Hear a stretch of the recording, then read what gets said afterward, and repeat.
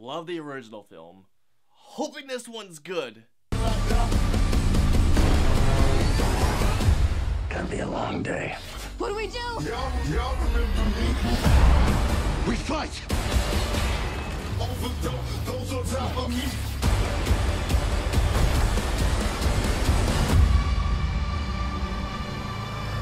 So Pacific Rim Uprising is the sequel to 2013's Pacific Rim, a film that I love to death. And in this one we follow Jake Pentecost, played by John Boyega, the son of Idris Elba's character from the first film. And in this, he is recruited to train a new generation of Jaeger pilots, all while being rogue Jaegers are on the rise, and also kaiju are returning. Alright guys, so let's get into Pacific Rim Uprising. As I mentioned previously, I love the original Pacific Rim. I loved it so much that I saw it twice in IMAX 3D, and both times I saw it, I left with the biggest smile on my face. I felt like I was like a kid in a candy store watching those robot versus monster fight sequences. So as you can imagine, when I heard there was a Pacific Rim 2 coming out, I was like, oh, awesome, they're actually gonna make one expand the universe a little bit. And I was actually very nervous because Guillermo del Toro was not returned to direct it, because Guillermo del Toro just has such a vision. It felt like a visionary messing with a bunch of big toys, but in the best way possible. And this we have Stephen S. tonight, who has done quite a few things. Not all of them I have seen, but I have seen Daredevil Season 2, and I thought he did a good job at Season 2. So walking in, I did have some expectations, and walking out, it was a fun but dumb movie, but still fun. John Boyega is such a likable actor and such a likable guy in general. He has such a charisma to him that even when the dialogue isn't the best, or it's cliched, or it's that stock 80s dialogue, he can bring the fun out of essentially everything, and he really does carry the movie. And there are a lot of times that just because of him, I found myself enjoying the movie. And also there was this girl, I can't remember her name, but her character's name was Namari, if I remember correctly, but I thought she was actually one of the best parts about the movie, and her bond with John Boyega, I thought that was one of the best parts of the entire film. One of the reasons why I love Pacific Rim is because of the action sequences, because let's all be truthful here. You go into Pacific Rim wanting monsters versus robots fighting, and Guillermo del Toro brought this epic scale to the original film that made it such a wonder to watch. And while Stephen S. tonight is no Guillermo del Toro per se, he does show that he can helm these sequences, and he does it very well. He brings a good sense of fun to it and a very good sense of enjoyability to it, to the point where when there is action going on, I found myself having a fun time watching them. And the climatic battle sequence was a lot of fun to watch. And how the film ends, I would like to see a Pacific Rim 3. I would like to see a third film.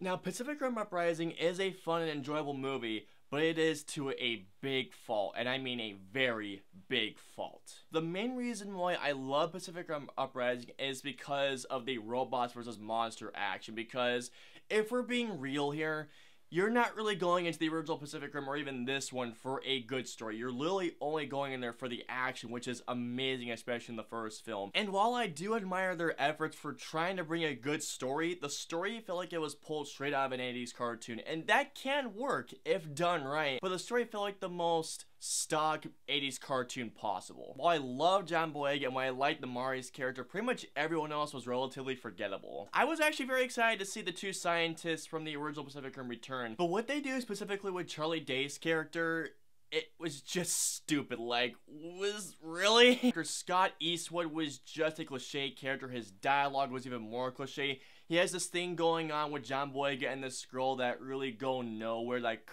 that really didn't really need to be there in the first place. And one of the things that I actually did want to see develop was this new generation of Jaeger pilots, but again, it really goes nowhere. Apparently there's this tension between Namari and this other girl that, again, really goes nowhere. The story, honestly, for this movie, it goes nowhere. And for me, the biggest downfall of Uprising is that when they're trying to evolve the story, it does it at the sacrifice of the action sequences, the main reason why that people want to go see Pacific Rim in the first place. And there isn't that many action sequences in Uprising. Pacific Rim opens with an epic action sequence and it ends with an epic ass action sequence, where Pacific Rim Uprising doesn't open up with an action sequence. It doesn't. I mean, the end fight is cool, but it doesn't have that epic grandeur skill of a Guillermo del Toro film. But then again, When you're doing a sequel to a Guillermo del Toro film that's not directed by Guillermo del Toro, I feel like that it's not really gonna live up to those expectations. The film doesn't really live up to what Guillermo del Toro put on the screen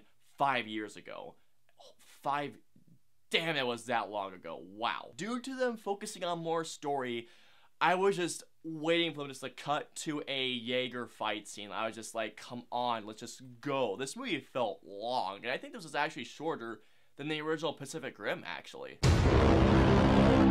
Overall, guys, I'm going to compare Pacific Rim and Pacific Rim Uprising to Kingsman and Kingsman the Golden Circle. Pacific Rim and Kingsman the Secret Service left me on such a high that after I walked out, I left with such a big smile on my face, wanting not only a sequel, but wanting to watch that movie immediately after I got out of the film. Uprising and Golden Circle, while they are fun, I can't really see myself watching these films again, and well, I will not lie, I do like Golden Circle a lot more than Uprising. Uprising, like the Golden Circle, feels like a lackluster follow-up to an otherwise epic movie. Yeah, all in all, guys, Pacific Rim Uprising was fun and enjoyable, but at the same time, it's a pretty lackluster follow-up to a really epic movie. So all in all, guys, I'm gonna give Pacific Rim Uprising a 2.5 out of 5.